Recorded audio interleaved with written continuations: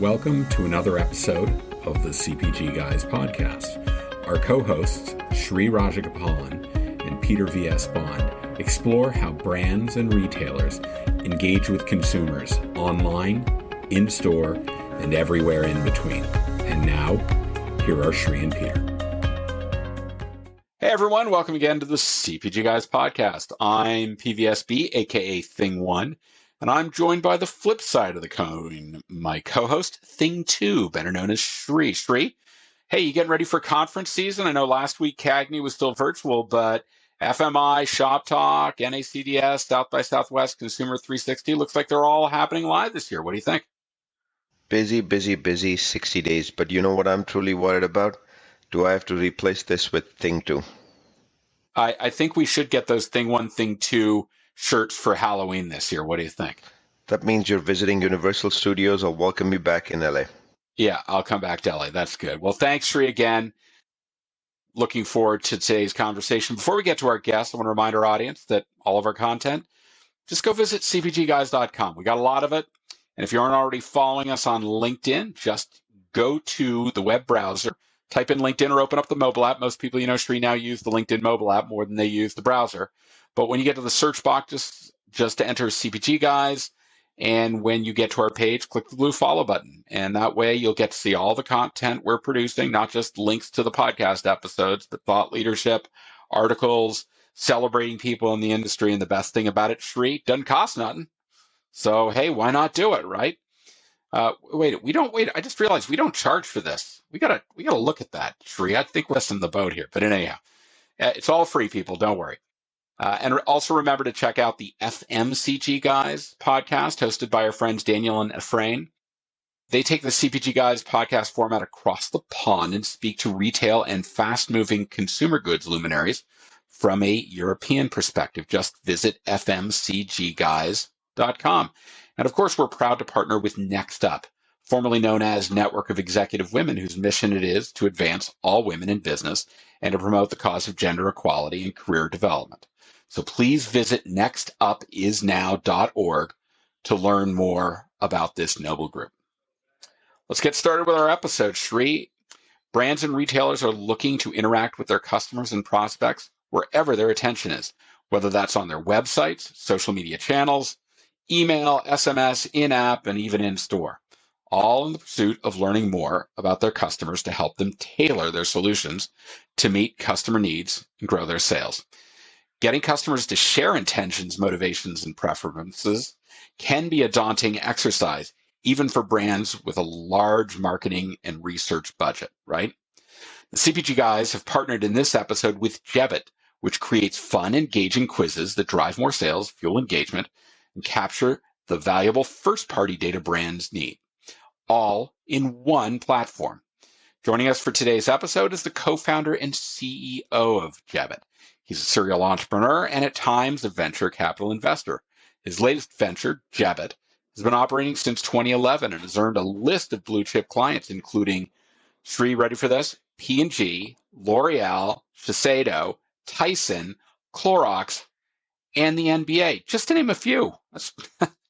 That's some good blue chip. Jebbit claims to deliver an average of 85% completion rate and a 40% lead capture rate for its clients. Wow, that's also pretty good. Please join Sri and me in welcoming to the podcast, Tom Coburn. Tom, welcome. How you doing today? I'm doing great. Thanks for having me here. Tom, we're very excited to talk with you. I know you and I have known each other for a couple of months, and it's really great to have you on the podcast to talk about the great work you're doing. Before we get to the questions Sri and I have prepared for our conversation, would you first let us know and share with our audience where on the web they can learn more about Jebbit? So what's your URL? And would you kind of give us the brief overview of your company? For sure. It's just Jebbit.com. That's Jebbit.com. And we're a platform that helps brands capture zero-party data, or also known as first-party declared data, but getting consumers to answer questions about their preferences, their interests, their motivations in a way that doesn't feel like a survey. I think we all know as consumers, we don't wake up and think, let me go answer surveys and tell brands everything they want to know about me. And so Jebbit has developed a creative platform where, without touching a line of code or needing any creative or technical experience, a marketer can take these really fun interactive concepts and just build them out in Jebbit and then launch them anywhere they engage their consumers, on their website, social channels, emails, etc. So the most popular experience type is a quiz. It might be answer 5 questions, find the right razor for you, or whatever it might be. And consumers go through and answer those questions. It's a great experience for the consumer, saves them time, gives them a recommendation, and then we gather all of that zero-party data and give it to the brands. Thanks, Tom. That's terrific. We'll include links to your LinkedIn profile, Jebbit's LinkedIn page, and of course your corporate site in the digital liner notes. So to our audience, you don't have to write it all down. Just take open your phone, go to the mobile app you're listening to this on, click on the liner notes, and boom, all the hyperlinks are there. So pretty good. Why don't we get this conversation started? I'm going to kick it off, Tom, with our first question. Kind of referred to it just a second ago, and it was intriguing to me, so I want to dig a little bit more into this. I'm clearly familiar with third-party data, even second-party data, and the holy grail of them all. At least I thought so until now. First-party data. Exactly what is zero-party data? There was a recent Twitter debate on whether zero-party data is actually a thing. I actually saw this on Twitter, or if it's all just really first-party data. What is your take on this? For sure. So we started in 2017 calling it first-party declared data, which was the term I had just used. But Forrester coined the term zero-party data, and that seems to be really what everyone in the industry is latching on to. So is it a real thing? Yes, absolutely. What exact name we want to assign to it, I think that's the debate you saw. I think it's very fair to say zero-party data is just a type of first-party data. But either way, I think there's a very clear distinction of what it is. So most first-party data that brands capture is inferred, right? We look at everything you click on our website or in our app. We look at all your purchase data, right? That transaction history. And then we have to make assumptions about you. And we often, as brands, get those assumptions wrong, right? Peter, maybe you bought something and, I assumed it was for you, but maybe it was for your wife or it was for Sri, and maybe you're not even interested in that product that you bought. That's just a very simple example of where we get assumptions wrong. And so what zero-party data is it's explicitly given data with consent. AKA, it's normally a consumer answering a question or filling out a form, and it's often about the consumer's interests or preferences or motivations behind why they bought something. So it just lets you know the consumer a lot deeper and a lot more intimately than just observing their actions and then trying to guess or make assumptions about what those actions mean. Fantastic. One of your missions, it says very clearly on the web pages, a platform that puts your brand in control and your customers first. But I noticed that the investment industry is actually validating your perspective on this, as Jebbit recently announced a sizable round of funding. What happens with this funding? What are your plans? Yeah, so we just announced a $70 million investment led by Vista Equity Partners. And most of that is going to go into engineering resources. There's a lot more product we have planned to build out in the future, as well as just sales and marketing resources for us. I think the kind of third big category besides that will be investing more in our partnerships. I think a really critical piece of what we're doing is we're just the platform to build these experiences and capture the data, but we are not the end place the data lives, right? We are not building a data warehouse. We're not a CDP. We're not a marketing automation platform. So we've partnered with all of those platforms and we send the data out of Jebbit and into them.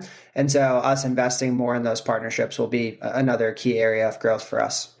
In my intro, Tom, I mentioned quite a number of prominent CPG brands that you work with. Can you share with our audience some of the most common ways these brands and other brands in your portfolio are getting value out of Jebbit's platform? For sure. So I think the easiest way to talk about ways is often the channel of where brands are using Jebbit experiences. And the 3 most popular are right on your website if you are selling direct to consumer. I'm sure you guys, with all the brands that are listening to this podcast, I'm sure there's a wide range of how D2C they are or not. And if you're not D2C, the two other most popular ways are through your social channels or through your emails if you've built an email database and if that's a part of your strategy.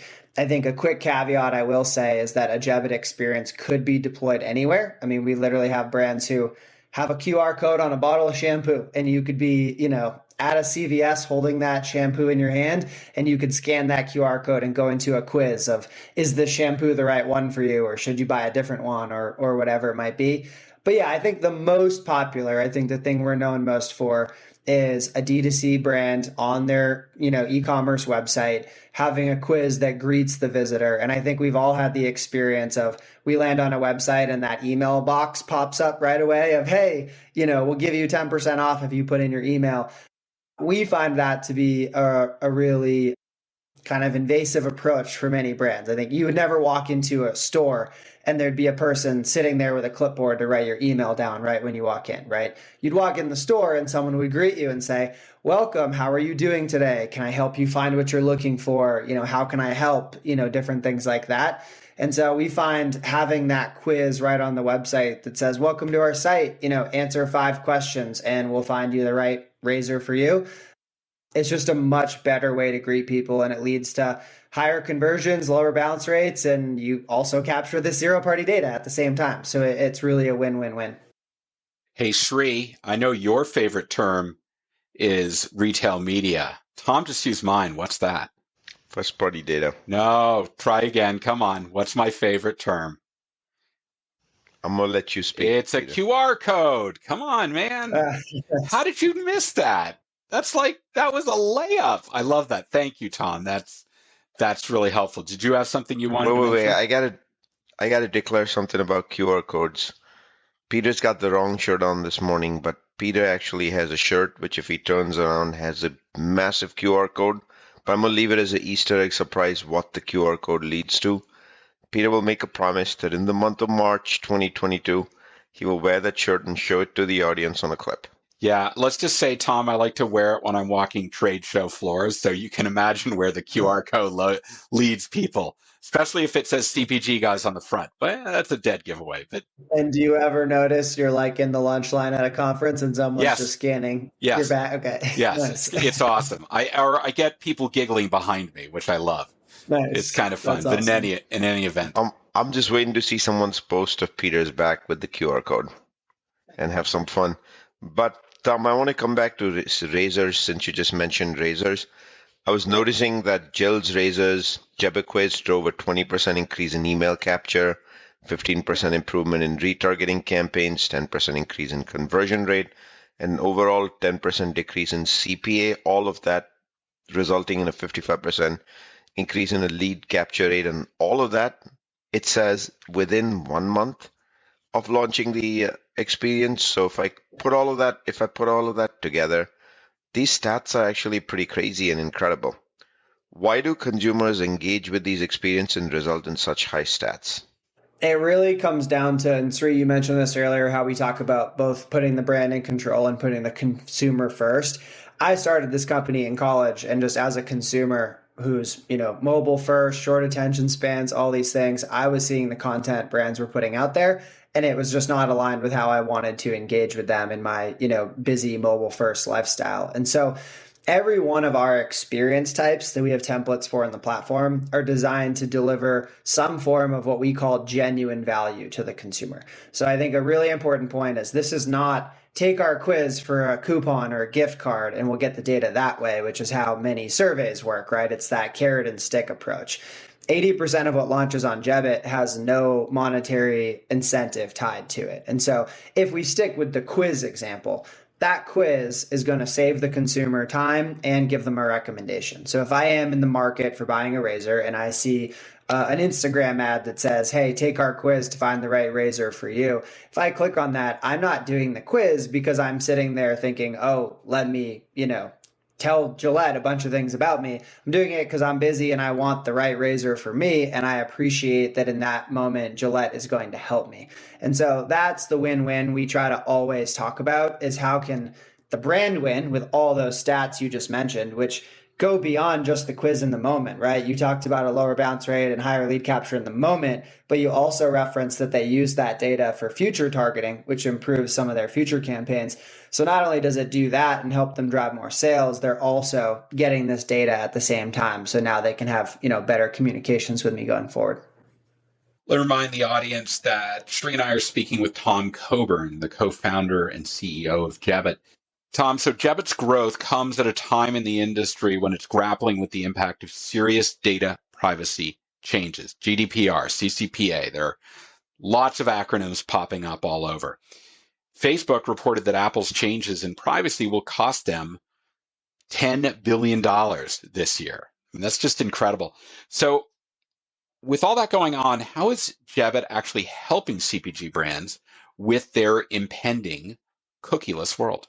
As I'm sure you guys know very well, CPG is definitely one of those industries that hasn't been at the forefront of getting data directly from our consumers, right? Many CPG brands have been selling through retailers, haven't been building their own email databases, all of those things that I'm sure you guys have talked a bunch about on the podcast before.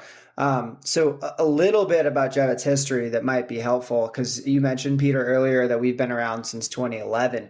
We didn't even start focusing on this data vision until 2017.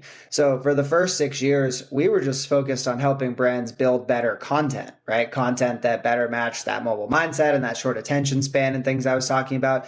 And then we kind of saw the writing on the wall late 2016, early 2017 of what was about to happen with all the privacy legislation. And we realized, wow, we actually have a much better way to get consumers to willingly declare information about themselves and capture this zero-party data or first-party declared data. And so that was when we really started pivoting to build a lot of the data technology. Now, where we're sitting here today, you mentioned the impact that Facebook has seen, and Snap and others saw it as well, from the targeting impact of Apple's changes. And we haven't even hit the world where Google's changes are going to come into place, when they do away with third-party cookies. And so I think for the CPG brands that have seen this coming for a while, they've been really focused on getting more of their own first and zero-party data. And, those brands you listed earlier have obviously come onto the Jebbit platform to be one of the ways they're going to acquire more data. Now, what we're able to do is once a brand runs Jebbit quizzes, or maybe multiple, we have customers that have run close to 1,000 Jebbit experiences because they have many different brands running all different Jebbit experiences at different times a year on all different channels. So all of that data gets pooled together, and that is data that is owned by the brand. Whichever brand is licensing Jebbit has full ownership rights to all the data they've acquired. They can now use that data for anything they would normally use it for to replace a lot of the third-party data sources before. And so in the Facebook use case, they can use that data to improve their targeting on Facebook ads, as opposed to only relying on the targeting that Facebook's using, which, as you just mentioned, is taking a huge hit. They could use that data to improve website personalization, email personalization. It's their data that can be used anywhere they want, and we're really just helping them acquire it in every consumer touch point where they might interact or engage with end consumers. Now for our second favorite topic, aka D2C. I would say both Peter and I agree that's collectively our second favorite topic. So CPG brands have kind of been reliant on retailers and third-party sources when it comes to data strategies. And the shift to D2C and e-commerce is obviously empowering everybody to be in control with the big buzzword, 1P data. We've already talked a little bit about data collection. How should a brand in this D2C and e-commerce world be thinking about data strategy today based on, if I went to your website and looked at all the case studies, etc., how should a brand be thinking about the data strategy based on all the successes you've seen today? Yeah, so I think there's the broader data strategy, and then there's the part Jebbit helps with. I definitely believe brands should be leaning into the inferred sources of first-party data, right? That behavioral data, that transaction data, that's super important. And our message is never only get zero-party data. Our message is get zero-party data and then use that to complete the full picture of the consumer. But I think on the part Jebbit owns for them, that zero-party data part, I think the simplest thing to do is just start with a quiz, right? And it could be a more product-focused quiz. We talked earlier about what razor is right for you. It could be a more personality quiz. What does your skincare routine say about you? Or what type of shopper are you? There's many, you can get really creative. That's one of the most fun parts for me is when we get into a creative meeting with a brand, not just the, data integration, logistics side of things, but just getting a quiz built and getting it live on your website. Or if you don't have a D2C website, just, getting it live on a social channel or something like that. Like you said earlier, when you were giving some of the Gillette stats, you're going to see the results in 2 to 4 weeks. I mean, the thing will be live and you're going to start to see consumers come in and you'll very quickly be able to understand, oh, this is the impact we're getting and this is the benefit of this before you even think about all the things you might want to do with the data, further down the line.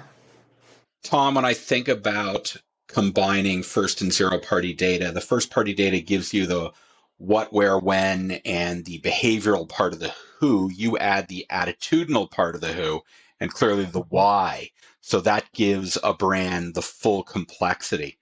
But you also mentioned that this strategy can be executed along every point in the path to purchase. Does that include offline? How can this form of data really scale if it's not in a pure digital world?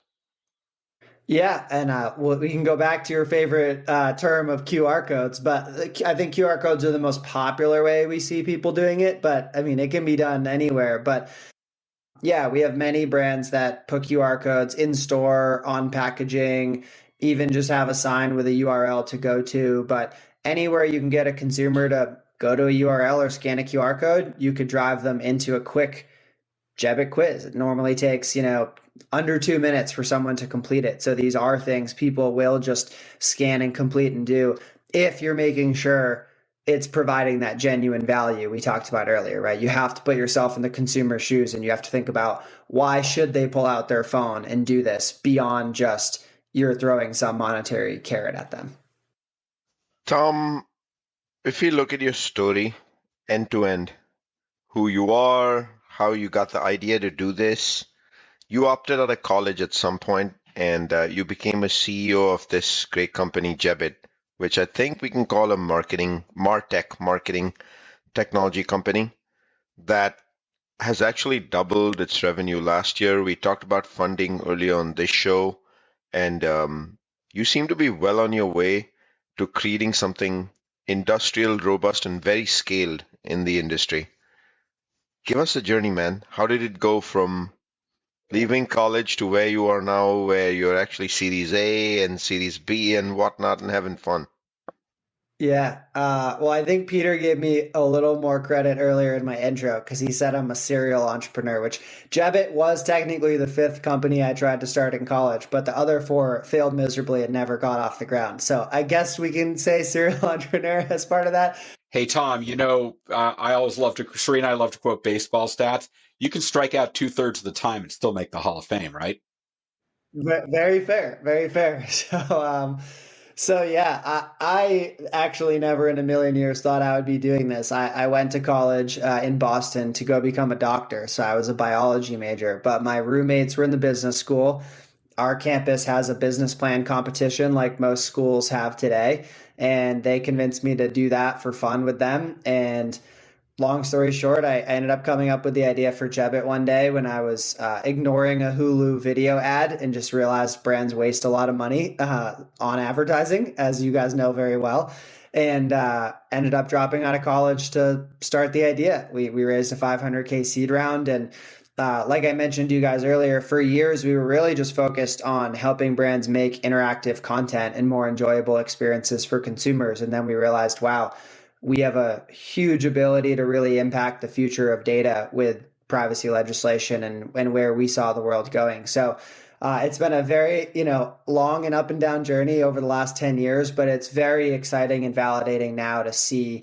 I think we were right with a lot of those predictions years ago of what is happening in the industry right now with data privacy and what the solution will be for brands. And so now we're in this incredible place where, as you mentioned earlier, Peter, we have many of the largest, Fortune 500 brands in the world on the platform. And now we have a fresh new round of funding. And so, I think the future is really bright now, and we're really excited about how we can help so many brands, over the next decade. But yes, it's been a crazy last decade, and this is my first job, so it's really the only experience I've had to date.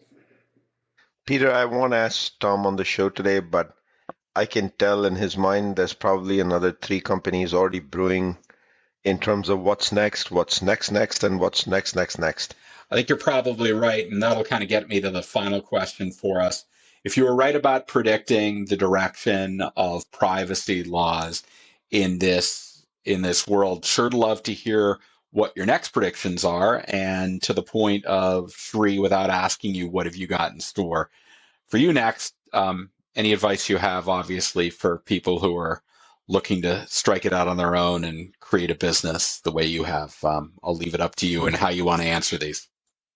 Yeah, so I mean, it will sound cliche, but I think we're really only in the second or third inning, to stick with your baseball analogies, Peter, of what's happening with data privacy. I mean, you talked about the $10 billion drop in Facebook revenue they're predicting this year from the Apple changes, and Google's changes, as we said earlier, haven't even come into play yet. And so I think we're meeting CPG brands all the time that feel like they're behind, but I think for any brand that really comes together and makes first and zero party data capture a strategy, it's still so early in the game. And I think it is no doubt in my mind, the brands that are going to win in the future are the ones that have the largest and most thoughtful, databases of first and zero party data, right? You can't just go ask all these random questions. You have to actually be thoughtful about what questions will make sense for our consumers to answer to us that we can actually use in our future communication to them.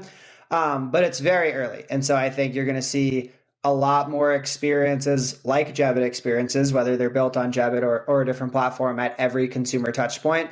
And I think it's just going to become industry standard that this is how you engage with consumers, and that you then get the data and use it. And I think we're already seeing that in some verticals, like skincare, as an example. If you go to a skincare website today and they don't have quizzes to help you find the right, makeup for you, you're way behind the times, right? And there's many other verticals that are going to catch up like that. So that's my prediction.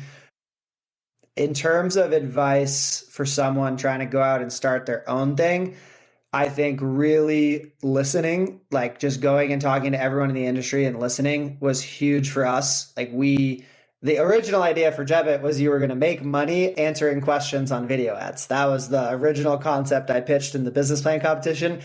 You can probably see a loose thread to what we do today and everything we've just talked about on this call, but it pivoted 3 or 4 times, over the decade. And I think for us, we were just trying to be really patient and really humble, and not thinking that the first idea we had was the right idea. And so it was a lot of failed pilots with brands. It was a lot of trying different things with brands. But I think one of the things that's been most encouraging to me is how many marketers out there were willing to spend time with us, and we're willing to just share all their problems, because I think they probably saw something in us that we were, young and hungry and willing to build technology to help them and things like that. But it really took 4 pivots to get to this point. So I think that patience and that listening are probably the biggest things. Hey, Sri, let me change our metaphors from baseball to football. Sure sounds like Tom needed to call a couple of audibles on the field in order to get that touchdown. Definitely. Yes. Hey, I want to remind our audience that they can visit cpgguys.com, where they can find all of our content, links to our podcast on 40 plus platforms. And of course, if you think your company has some thought leadership to contribute to our community discussion, drop us an email at contact@cpgguys.com, and maybe you can join us on this podcast. Of course, always remember, follow us on LinkedIn, go to the CPG Guys page there and click the blue follow button.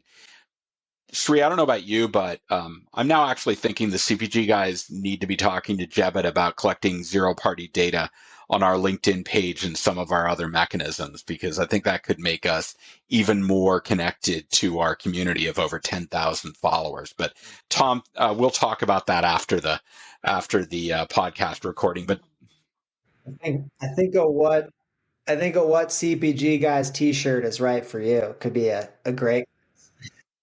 oh, I like that. I like that. Shree's like, more swag, more swag. Tom, thanks so much for joining us on the podcast today. We're going to remind everybody to go to the digital liner notes. You can find a link to Jebbit online and their LinkedIn page. And of course, it's just Jebbit, JEBBIT.com. Tom, thanks for joining us today. Thank you, guys. Shree, takeaways. What do you think? So way back when we were doing question number 8, right before I asked Tom about his origin story, you noticed that I was looking down at my phone. That's because there is a text message that I did not hit the send button to that says, how do the CPG guys work with Tom in doing exactly what Tom just said, which is getting the answers to who CPG guys. And that's why I was looking down, Tom. And I'm not kidding. That text message is on its way to Peter. The second thing I want to point out for the benefit of the audience is on the Jebbit website, there's a knowledge bank. That knowledge bank is a knowledge bank of all kinds of learnings from all the work that they've done with a variety of brands. And of course, Peter alluded to who the brands are right at the top of the show, right? It's literally like a blue chip who's who in the, again, coming back to our industry, the CPG industry. But of course, Jebbit works with people well outside the CPG industry as well. So take a minute to read the case studies. I did that last night. Very powerful indeed. That's the example I gave of the Jill's razors. But there's so much in there that I found that really exciting just to read about the things that can be achieved with a quiz. Shree, as always, thank you for joining me on this journey. Another great episode. And to our audience, thanks for joining us. We look forward to speaking with you on the next episode of the CPG Guys podcast. Goodbye.